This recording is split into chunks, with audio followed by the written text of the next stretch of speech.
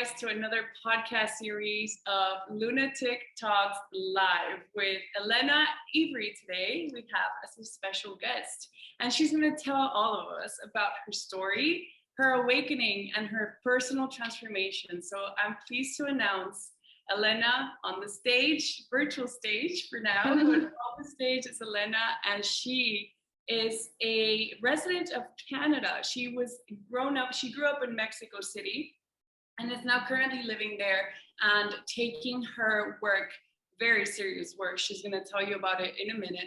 But what she does is extremely impactful. It's impacted so many lives, not just the lives of people, but also the earth. So please, everybody, help me welcome Elena. Hi, guys. How are Thanks you? so much for having me. It's super exciting to be on here talking to you guys. I mean, we've obviously had many chances to talk, but it's never been about this specific topic. And so I'm really excited to, share what I've been up to, kind of the lessons I've learned through this wild adventure, and I don't know, all the living that I've packed into a relatively short life on Earth so far. So how old are you? Tell us, Elena, what do you do for a hobby? What do you do for a living? Tell me a little bit about your day-to-day. Yeah, so I'm 25 right now, and I am a chemical engineer by background. That's what I went to school for. And what I do for a living is I am a research analyst working for a firm that covers the energy sector, really. I mean, we cover everything from oil and gas markets, the day-to-day movements. We predict and keep track of global oil and gas supply and demand, which helps determine oil prices. So we keep a pulse on all of that. And then we also advise our clients on, projects all around the world. Wow. And their profitability, their feasibility. Yeah, it's really, it's so wide ranging. Wow. And how did you get into this? How did you get into doing energy? I understand the scientific aspect of it, data analysis. That's something that pretty much, considers all this statistic wise and everything. But then the other half of it, which is like the more humanitarian aspect of it, is the analysis of renewable energy. So can you tell me a little bit more about that? When I was in school, that was my first idea. That's what really made me want to go into chemical engineering. Was I want to work in the energy industry because it's central to our lives. Like, you and I would not be talking right now if we did not have energy to power life. And so from that perspective, I've always been super passionate. But even from when I was little, I mean, before we moved to Canada, we lived in a town called Tampico, which is 8 hours south of the Texan border, right underneath McAllen. And it's a big oil town. And I remember I was, 8 or 9, driving to the beach, and you had to go right by this refinery that was dirty and smelly, and you just saw like the stacks emitting like black gas into the atmosphere, and it smelled so bad. And it was like, 10 minutes away from this beautiful beach. And so I was like, why does it have to be that way? Like, why would you have to drive through that awful smelly hell before you go into nature? And so I was like, even from then I was like, there has to be a better way. And that's when I really started getting really into like the ecology. And I remember getting into fights with my mom about not recycling properly. Wow. You knew what you wanted to do, and you knew what kind of like where to head your attention. And so you studied in Canada. So I was 11 when my mom, my stepdad, and my little sister moved here. And this is where I've stayed. I really fell in love with Calgary. It's a beautiful, beautiful city. We're an hour away from the mountains. There's like, you're in the city, but you feel like you're outside if you just walk 3 blocks down my apartment. I live downtown, but there's a huge park that looks like a forest just 5 minutes away. And the thing about Calgary is that it's an oil town. Oil and gas rules the economy here. It has since the 70s. We have, I think, the largest deposits of oil sands up north, about 8 hours from here. Think of Calgary as like the Houston of Canada. Wow. And Alberta is like the Texas of Canada. So very conservative, very oil and gas driven, lots of money here. And so when I was going through school, and as I mentioned, I really wanted to do renewables, it was very frustrating to find that everything was focused, even in school, everything was focused on oil and gas. Wherever I could, I tried to get immersed in it. And every school project that I had the choice in like picking a topic, I always went for the renewables. And for example, my thesis project was taking carbon dioxide and turning it into ethanol to add it to fuels to decrease emissions. So that's always been my MO. But then, I graduate, or, the year my last year in university, I was trying to find jobs and there was none in renewables. It was all oil and gas. If you wanted renewables, you had to go to California or, I don't know, Europe. I got a job with Schlumberger, which is a drilling services company. And I was going to move to Australia to work for them.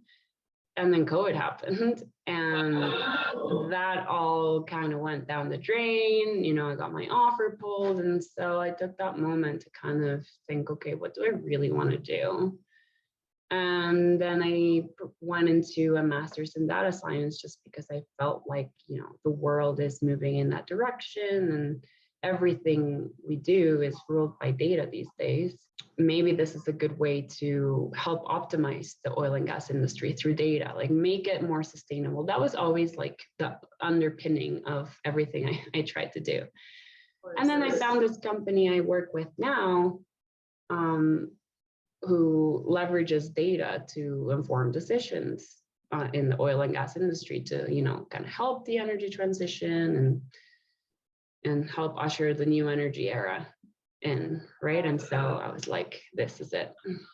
You're working with them as of today for this energy company that pushes the data forward to make decisions at political levels? Exactly, yeah. A lot of our clients are institutional clients, big banks, big producing companies. So yeah, we really are a part of that conversation, and they use us as like a third-party advisor on what they should do. So it really is impactful work, and it's hard. Definitely from what you wanted to do as a child to what you're experiencing now in Calgary, where oil follows you pretty much. That energy industry followed you all the way through to where you're at right now. And seeing yourself develop into this very humanitarian person that cares about the well-being not just of humanity but Earth itself. I think those are very difficult decisions to make, and how you were influenced your entire college career to just stick to oil, and you still chose the less traveled path, as they say. I think that's very admirable. I thank you for doing that, for sticking out and for speaking up and saying, hey, this is not, even though this is all we talk about at school, I'm definitely not going this route, and choosing this now to make a step and take a step into this world where data is king, as they say, and collecting all this information for bigger industries. I think that's what's going to make the difference. And how do you come up with that connection of connecting data with energy? It's all about trends. In my job, a lot of what I do is aggregating a bunch of different data sets and spotting trends. Like, for example, my first project at work was analyzing wind farms in the UK, because they've been on a roll really since like early 2000s. Like, they were really the pioneers of offshore wind farms, which weren't always feasible from an economic standpoint because they're so expensive, and there's issues like how much steel you need. I mean, wind turbines are huge. They are as tall as skyscrapers these days. And so when you think about it from even an emission standpoint, to make one wind turbine, you need so many tons of steel, which are polluting because you need to burn fossil fuels to create steel and the concrete bases that these, wind turbines are attached to in the seabed. So it's not an easy switch. And so what I was trying to do is look at how the UK has deployed all these wind farms and managed to attract investors for them, because these are billion-dollar projects, and spotting out the trends, like, okay, you know, if you do a wind turbine that has these types of specifications, you produce more energy, which then in turn, you know, makes your wind farm more economic, which then lowers the cost of electricity that you need to sell it for, and so on and so forth. And pulling out those lessons through the data to then, you know, turn to the market in the US, the Eastern Atlantic, which is a very windy place, and presenting it as learnings. You know, like, you can basically skip the 20 years of learnings that the UK has had to go through, and you just get to jump right in and build the most optimal wind farm that will make you the most money. Because I mean, honestly, even though investors are now turning greener in their investment decisions, at the end of the day, it's still about making money. Yes, there was a very renowned case of, I guess, the Volkswagen back in like the 80s, I believe, that they were trying to lower emissions, and they were selling the cars as lower emissions, but they were truly not, like they were being tested. And so there's this a lot of, you know, conspiracy and not really conspiracy, but just maybe it's controversial. This topic, like you say, there's money to be needing to be made, but yet the earth provides in so many ways. And so getting out of our minds and our you know, mindsets in order to explore these new ways of producing is kind of the challenge here, right? It's kind of getting these big industries to think in different from a different perspective. And I guess that's what we're here to do, is these new ages, us, you know, the younger generations, trying to teach the older generations how to expand their mind a little bit, not to think so much in the box, right? In the 3D. Totally. So I want to really ask you, as a Latina woman, and, you know, coming from, you know, corporate renewable energy industry, how has it been for you as far as opportunities, advantages, and what advice would you give all the young girls out there that are looking to make an impact the same way you have? You know, just going through the process of immigrating here with my family and seeing my parents, you know, struggle, because it's never easy to leave your world behind and come to a country that has a new language, a different culture, different weather. I mean, I remember our first winter here, we didn't know what to wear. And so I just had like Converse in like deep snow, walking to school, and like a thin jacket, you know? And so if I were to have a family and like 2 young daughters, would I be brave enough to make that switch? So just having that appreciation for my parents who sacrificed so much to bring us here, really kind of inspired me to do really great things, and just to make that sacrifice worth it. You know, they didn't place a lot of emphasis on, like, you know, re-educating themselves. And so, and, you know, that was for a lot of different reasons. But I understood the power that knowledge has, and how education can really help you kind of skip steps in life, you know, like it just prepares you for a different level of participation in society, if you know what I'm saying. So I was always so passionate about learning and gaining that knowledge, because knowledge really is power. And so, yeah, just placed a lot of emphasis on that. And I wouldn't say I had a lot of pressure from my parents to go into school, but I was always driven. I was always, you know, wanting to go into this industry. And, you know, being a Latina woman, I don't really look like one. So from that perspective, I never faced any sort of discrimination in that sense. But I will say that going into engineering, and even this world of financial analysts and investors, like, we are a minority as women. And historically, this industry has had like a very frat boyish mentality. Right. And for example, I'm the first woman to ever be hired in my team. Wow. And breaking down those barriers and just educating the boys that we're not any different, and we're just as capable, and we're just as cool, and we're not catty, you know, all the stereotypes, just really breaking those down. I guess having the confidence to know that you deserve to be there, because imposter syndrome is real. I wouldn't say that there's ever been any outward aggression or I shouldn't say attack, but there's never been an attitude by any of my coworkers where directly they've told me I don't belong. It's always like microaggressions, like, oh, beers with the boys, or, you know, hanging with the boys.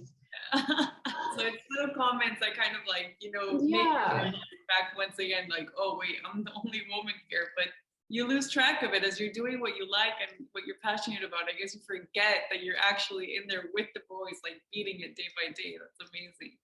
Totally, yeah. And there's also differences in how we think and react. So men tend to be a lot more outspoken and a lot more, you know, in their ground about things. And that is what's seen as like a successful man. Whereas if a woman is like that, maybe she's overbearing or a dragon lady. You just have to know as a woman in that space that your voice is heard, and that you have the power to do that, you know, like your input's important. Even if sometimes you get missed when you're going around the conference table, like get your voice in there and speak up, and don't be so shy, because I see a lot of shy women in the industry. Like, is there more, you know, congregation in between the women in this industry per se, more like looking out for each other, etc., or is there kind of like this rivalry between women, competition, as we get to see maybe in other industries? What used to be believed is that there's only so much room for women at the top, and there's only certain allowances made for women. Like it's a men's world, and if you're a woman, you have to be cutthroat and you have to like work harder than anyone, and a zero-sum game where if another woman is there, like she's gonna exclude you. Right. But I think as we evolve as a society, and as women kind of wake up from this brainwashing of competition with one another, that we are actually here to help each other, just like how the boys like to be the boys, like we're the girls. Yeah. So let's awaken our women goddess powers pretty much. Yes. And so I'm a big advocate of that. And having like a safe space to talk about all the women experience in the industry is so important, that community. Yes, definitely. Totally agree that the fact that these women are out there doing this and, you know, starting on this journey of, hey, I might be the only one, but who cares? I'm doing it for me, nobody else. I think that's super empowering, and other girls need to see that as well.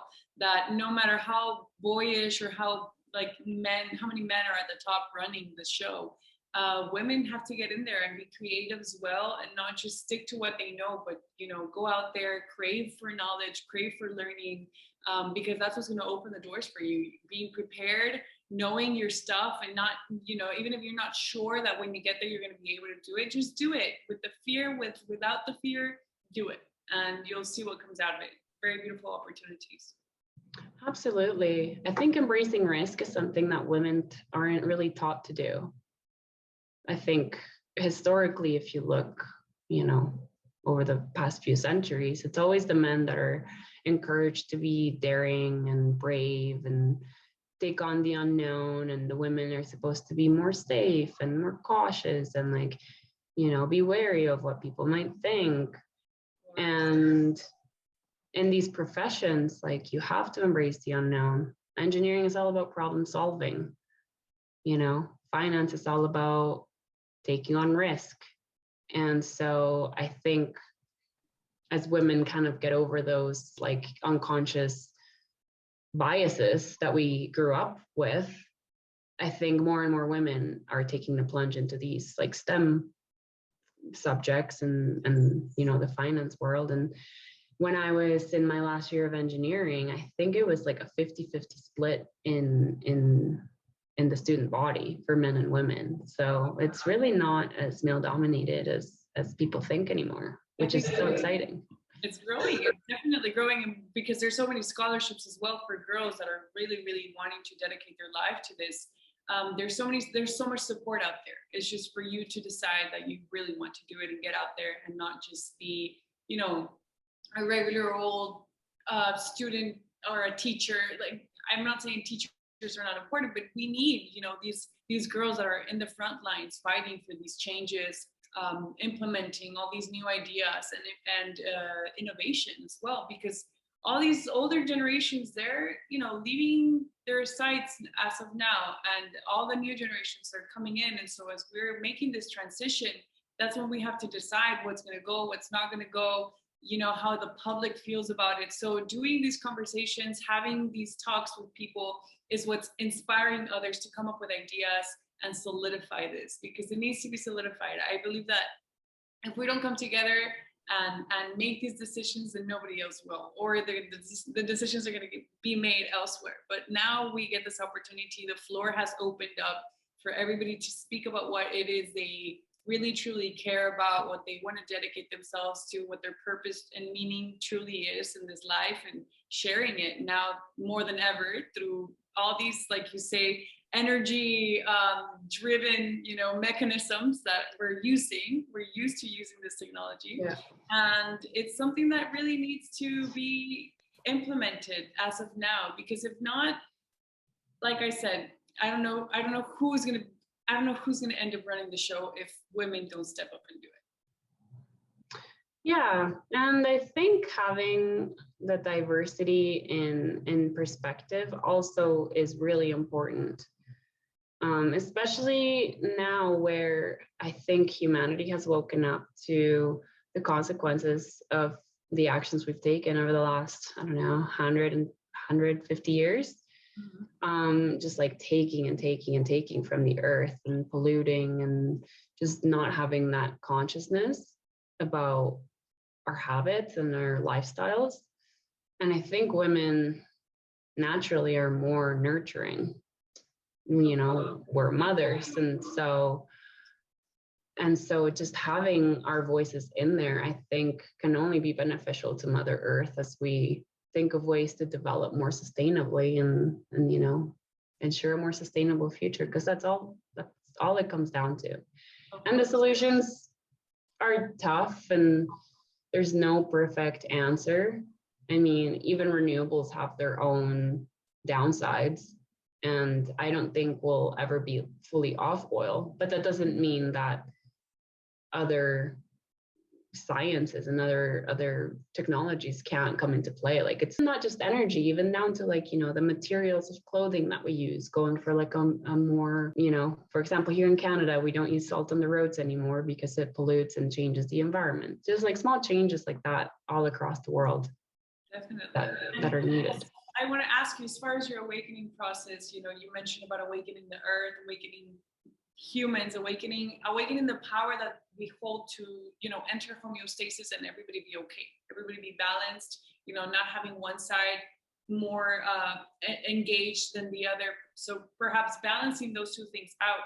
And as we talk about that, I guess internally you've had to have also this process, you know, awakening of putting yourself through that homeostasis, that change where internally you're balancing out, you know, your ups and your downs, and how you want to externalize this in helping the rest of humanity. So in regards to your process, Elena, of awakening, how have you dealt with starting this journey, and what do you remember clearly kind of impacted your life? You already shared the story of walking through, you know, to the beach in Tampico and seeing these big structures.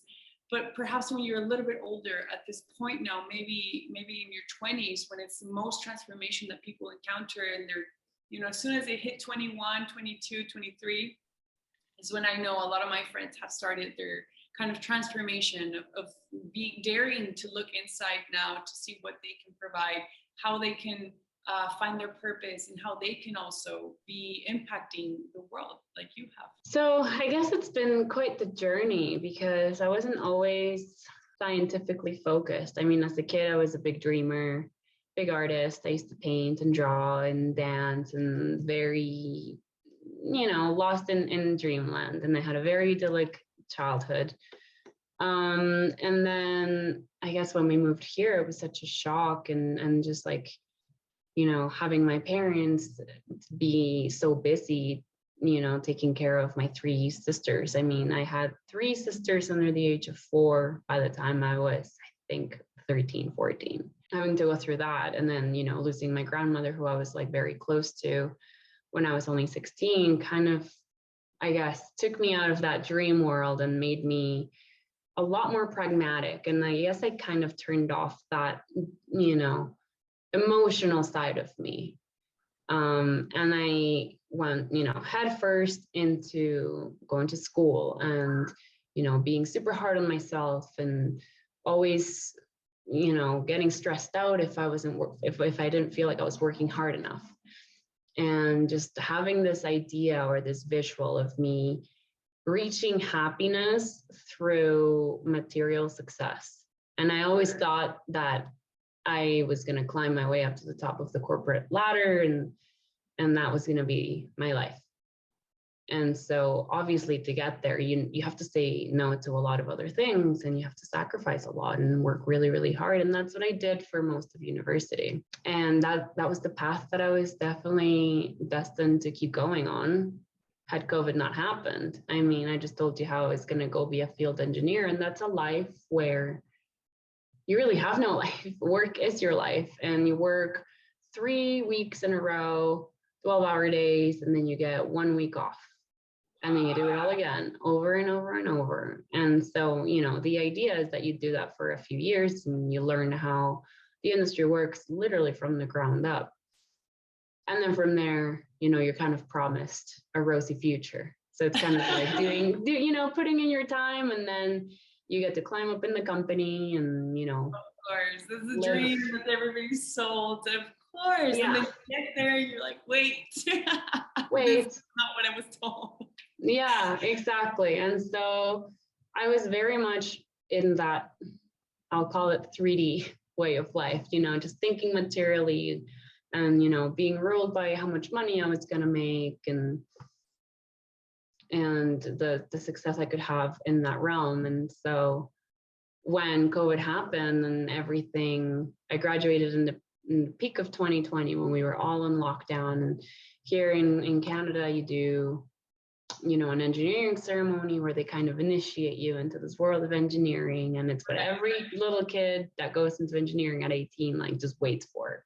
Wow. And so when that fell through, and I didn't get to walk the stage and get my diploma, and I didn't get my job that I really wanted, I fell into such depression, because I felt like everything I had worked for the past, 10 years or whatever was just gone. And so I felt like I just felt empty and without any direction in life.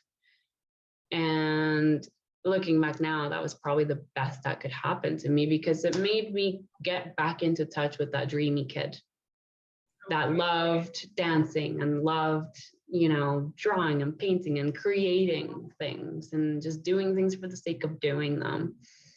And that's also when I started my spiritual awakening too. I mean, I felt so lost and so depressed that I just needed someone to tell me that it was going to be okay. And my good friend from university told me about the psychic. And back then I was so skeptical of everything. I mean, I was like, what do you mean a psychic? Like, she's probably just going to look me up and just tell me things that she can find on the internet and pretend that she's, all knowing. But I was like, you know what? Let's give it a shot. Why not? And this lady is Patricia Mona, who we had on the podcast last week. And she is world renowned for her talents. And, right now, I think she's booking into next year. Back then, it only took me maybe 4 weeks to get in to see her. But now she's really, I think everybody kind of went through a process like mine where they, got the rug swept out from under them. And I kind of came to touch with my spiritual side, which I now realize was always there. Like, I've always had my intuition. And I've always had this like innate wisdom. Like I always felt like I had been here before, and all my friends have always been older, and I've always just felt, I don't know. Have you felt like an old soul almost? Yeah. Like Yeah. know the way around things. Yeah. And like I've always been very systematic in life and always had this like calmness about me in the way that I do things. And people were always like, the hell is wrong with you? Like what 15-year-old acts like that? And so she really helped me get in touch with that side of myself. And that's when I realized that I had been just turning off my right brain and acting from the logical and ignoring the mystical. Because you said a key word. You said creating, and that's exactly what you're talking about right now. It's like dividing. Our brain is divided in two, right? So there's the left side and the right side. And being creative completely falls on our right side. Yes. And thinking about business all the time. It's all about the left brain. It's so the terrenal stuff, and then the creative, the spiritual, the mothering side, like you said, the nurturing comes from our right brain. So connecting these two things is kind of what's going to take us to that next step. Yeah, and just realizing that one doesn't have to live in isolation from the other. Like you don't have to just be logical, and you don't have to just be, a free-floating hippie either. Like it's fusion. Yeah, and that's what the last 2 years have been about for me, learning all about myself, like who I really am and like what really drives me, kind of turning off the external programming that society gives us all and turning inwards and realizing what's important to me. And what's important to me is doing something that's good for the planet. And again, reconnecting with that little kid of mine that used to be in shock that I had to walk past the refinery on my way to the beach. Did you like what you saw when you looked inside? Was it pleasing? Was it a little bit scary? Was it, forgotten? Yeah. Did you find a lot of spider webs in there that you had to remove? What was your experience as you were going in and meeting your inner child once again? What was the first thing she said to you? Hi. Hi. Remember me? I think it's a wave of emotions. And to be honest, it's been a process. Like I'm still in that process 2 years later, because the more you dig in, the more you find. And it comes in stages too. Like I think once we decide to wake up spiritually, spirit knows and the universe knows how to administer all that information so that you don't just go crazy and shut down all over again. Because I think that's what happens to us all. Like it used to happen to me. Like I've always been an empath, and I used to feel super overwhelmed in crowds, and I didn't understand why. And even talking to a sad person and feeling their sadness, I because I didn't understand that back then, I was like, oh, I don't want to feel your sadness. I'm just gonna turn that instinct right off. Right. So, releasing that information slowly. And it's just how I've experienced it. And I think that's how other people have too. And the lessons come when you're ready. And so at first it was really just connecting and realizing a lot of trauma that I had from what I went through growing up, and just kind of realizing that was there and how it dictated a lot of my behavior. And learning to meditate. Learning to meditate was a big one, just like shutting down the logical brain and dreaming, letting yourself go, letting things go, welcome, like opening up the heart, which, was very closed off for me. And once you learn to open up in that way, I think you just flow better, because you come to terms with who you are, what dictates you, what you want from life, what fills you, what fulfills you. And once you kind of get in that flow, I think it's so much easier to be happy and find meaning in life. I definitely think that it doesn't get taught to us in school. It's something that you have to figure out as soon as you were leaving university into the real world, that's when it comes. Or I mean, for most people, for some it's even earlier. Like you say, meditation is also a really, really great tool. In my personal story, I discovered meditation when I was 15 years old. So by my mother, who handed it to me, she's like, here's this book, I want you to read it and I want you to do what it says. And I say, okay, I guess it's good for me. If mother says to read it, it must be good.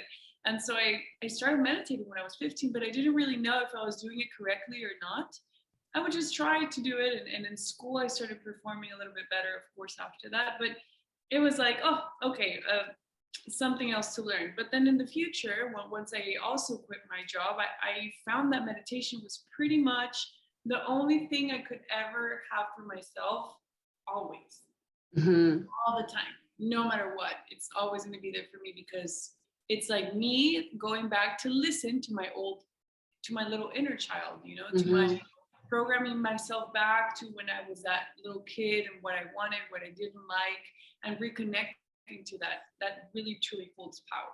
I think being able to let go whatever is currently going on around you in your environment and digging back inwards is pretty much what's going to keep you grounded. As like you say, the universe is releasing all this information to you, watching it come, watching it go, how you interact, how you have relationships with everything externally and internally. Everything's a relationship. Like you're in this ship that's going to take you, and you have to know how to navigate it. And if you don't learn how to navigate your own ship, then guess what? And on the first storm that you hit, you're gonna, fall apart. Exactly. Yeah. I think for me, a lot of people tried to get me to meditate, but the thing about meditation is that you have to let go of your ego, and you have to let go of that nagging voice that won't shut up about all the things you have to do, the little squirrel inside your brain that keeps you kind of stuck in the day-to-day worries. And so for me, that was really scary, because that really is what used to drive me back then, was my ego and my ambition, which in moderation is good to have, of course, but to just shut it down was, I guess, a threat to everything I thought, made me, represented me. Elena, what would you say guides you now? Is it something more on just trusting? Do you rely more on your intuition as a grown-up woman? Like, what is it that guides you most of the time now? Yeah, I think intuition in all senses of the word. I've had a lot of hard lessons where I should have listened to my intuition and I didn't, and then immediately regretted it and had to live with knowing that I knew I shouldn't do it and I did it anyways, or the opposite. And tell us a story, please. Don't say any names, but you can tell us a story. So what was that red flag that you totally missed and you were like, shoot, I shouldn't, I knew it and I didn't do it, and now I'm living through this I guess repercussion from that, because it's truly how a mother will go like this to you. It's not a punishment if you don't listen to your intuition, but it truly does make things harder. So can you share with us kind of what was that story? How did you go through that? Oh, let's see. What's a specific example? Well, I guess this is kind of a big one, but I'll say it anyways. So I was in a really long relationship of 4.5 years, and I got into it when I was 19. Wow. And it was really great. We both learned a lot and grew a lot from it. But it also had its dark side, we also were very codependent, and he was kind of, I don't want to say possessive, but he was a very jealous guy. It got to a point where I no longer felt like I was getting what I needed out of the relationship, and I felt more trapped than anything else. And so spiritually, I knew that our connection had run its course, but in the physical realm, everything was perfect in a way. He, on paper, if I were to describe him to people, he was perfect, and and I knew even at a young age that he would be, a perfect husband and a perfect father, and all the things that you think are important in a relationship, right? But then when I looked inward and I saw how I felt in that relationship and not feeling like I could be myself and not feeling like I could grow as and shine as bright as I wanted, I guess just like really, it was like a really big internal battle. And going, and the last maybe 2 years of our relationship, like I had that whole internal battle, and I would bring myself to the brink of doing it because my intention was like screaming at me to just like be done with it, because there was so much more on the other side. But the fear of losing, that structure and that comfort and that, I guess, just life that we had together just always brought me back. What you built. How does that feel? I always like to ask people to describe to me when there's that little kick of intuition. How did that feel for you? Like, did you get a feeling every time you were close to him? Was it just by looking at your house? Was it by talking to him on the phone? How did that come up? How did that rise up from you? And where did it rise up from? Some people say, oh, her voice, or some people is like, no, I feel it here. How do you sense it with this person? It's like a knowing, like it's almost like a feeling, like right, I guess, like right here for me, like right in the solar plexus. It depends, I guess, on the situation. Sometimes it's like a gut feeling and sometimes it's a little bit higher up, but it's just like a knowing. And in my head, I can like almost hear the thought like form in my head. Like I can feel the feeling, and the thought just comes into my head like, girl, you gotta just do it. And then, like, as I learned to meditate, I would have conversations in my head where I would ask, my spirit guides or my higher self for guidance. And it was like a back and forth conversation. And that's not so much intuition, but I guess it's a form of, more elevated intuition. But every time I had those conversations in my meditations, the intuition just kept going, just kept stronger and stronger and stronger.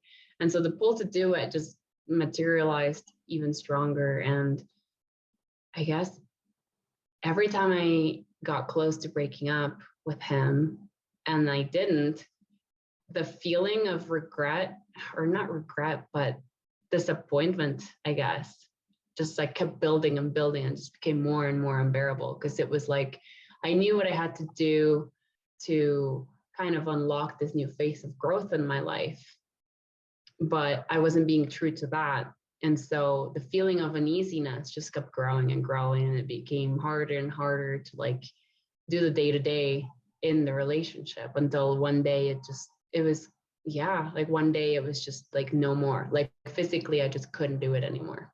How did that feel?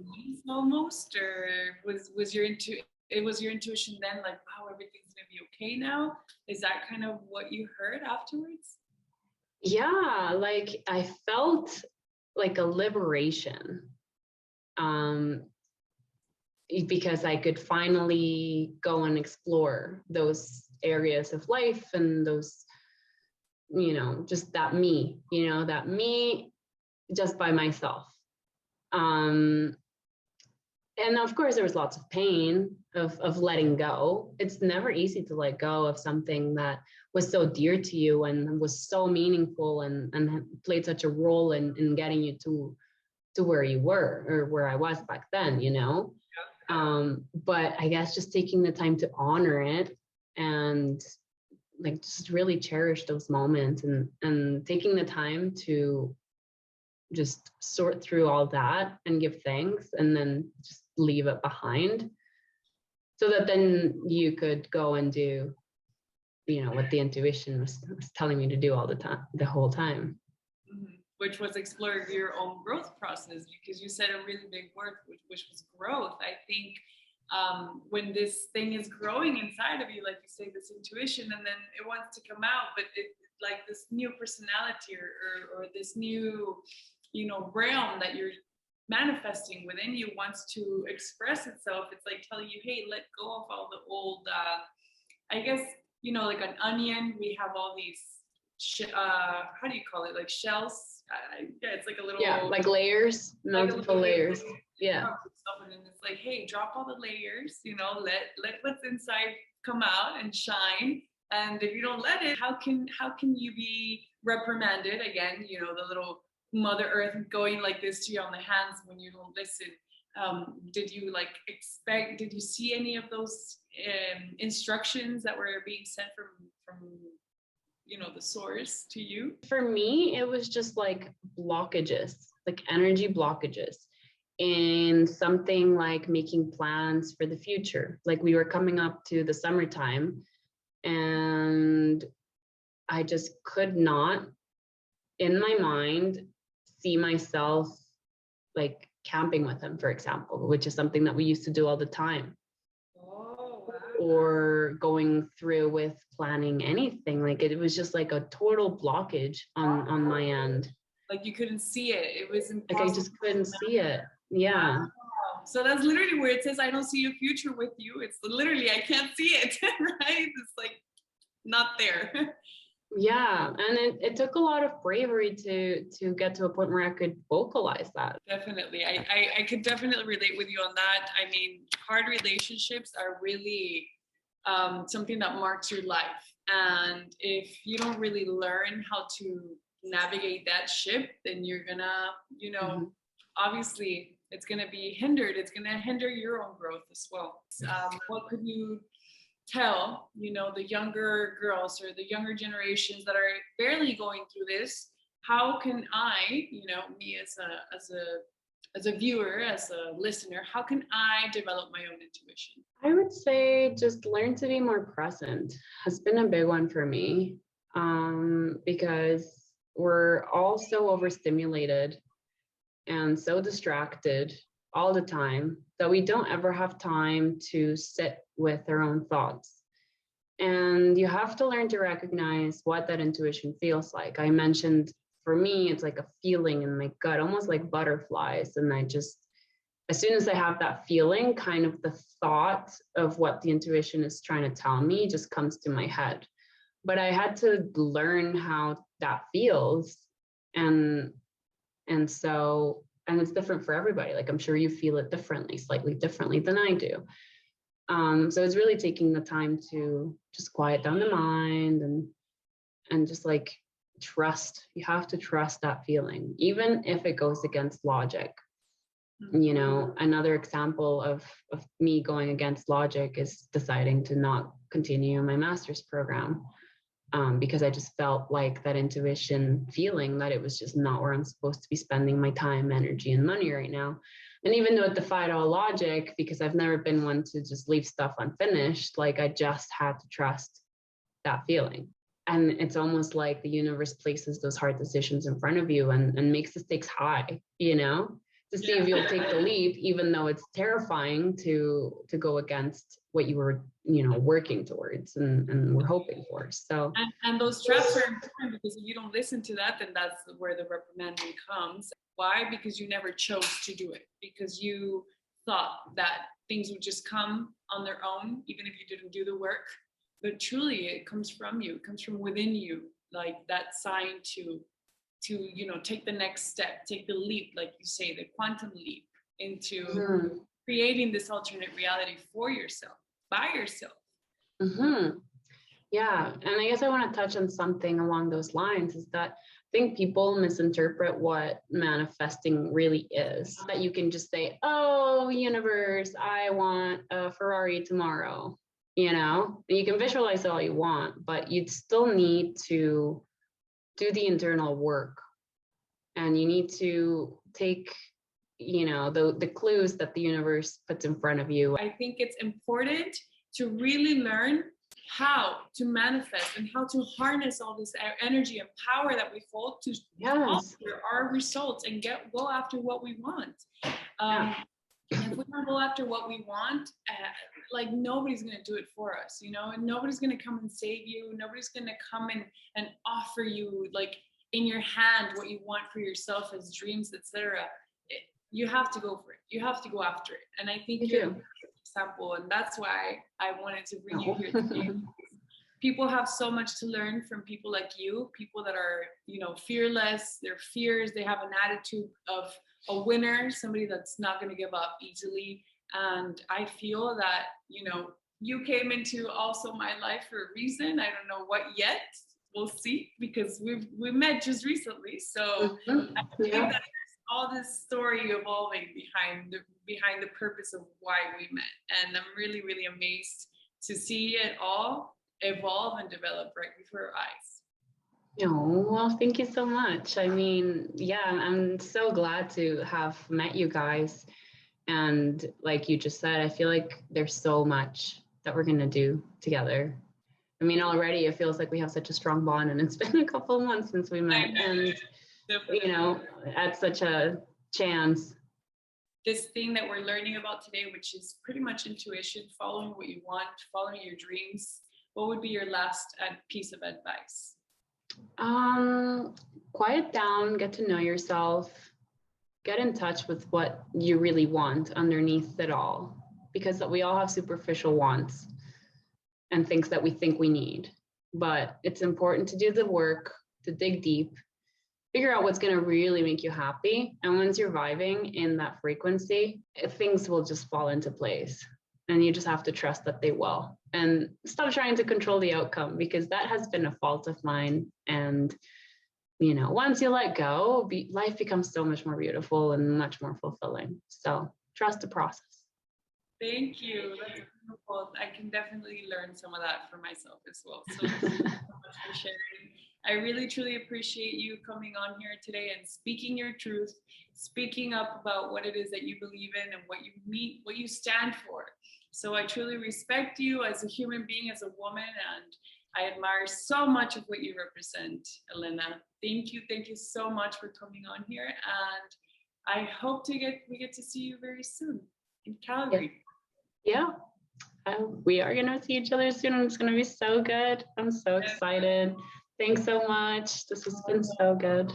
Thank you. Sending you big hugs all the way to Canada. And to my listeners, thank you so much for tuning in to another episode. We'll see you soon.